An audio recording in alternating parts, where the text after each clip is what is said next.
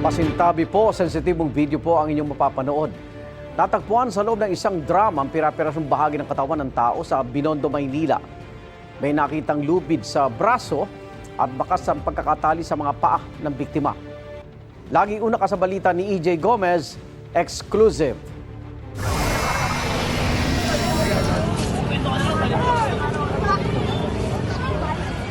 Nagulantang ang mga residente sa May Delpan Bridge, Barangay 286 sa Binondo, Maynila, pasado alas 9 kagabi nang tumambad sa kanila ang chinop-chop na katawan ng isang lalaki.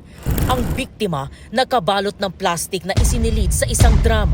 May mga bote rin ng red sauce o paste sa loob ng drum. Ayon sa barangay, isang binatilyong nangangalakal ang unang nakakita sa biktima. Ipinatapon daw sa kanya ang drum ng isang lalaking sakay ng utility van. Ang drum, isinakay daw ng binatilyo sa kanyang kariton na itinulak niya pababa ng Delpan Bridge at doon nadiskubre ang laman nito. Yung isang kalakal boys po na pinagtapunan ng isang mama na binayaran siya ng 300, kinuha niya po kasi akala po niya kalakal yun. Ngayon po, binaba niya doon sa dulo para itapon kasi alam niya kalakal, basura. Ngayon, yung pagbukas niya, nagulat siya.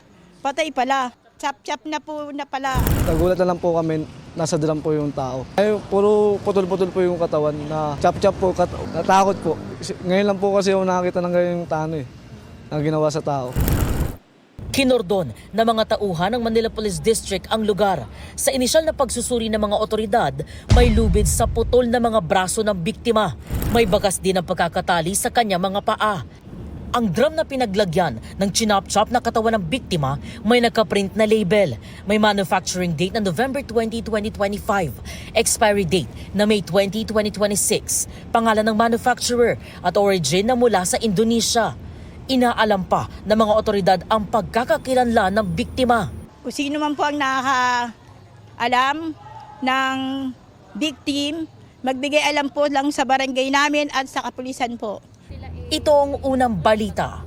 EJ Gomez para sa GMA Integrated News. Igan, mauna ka sa mga balita, mag-subscribe na sa GMA Integrated News sa YouTube para sa iba't ibang ulat sa ating bansa.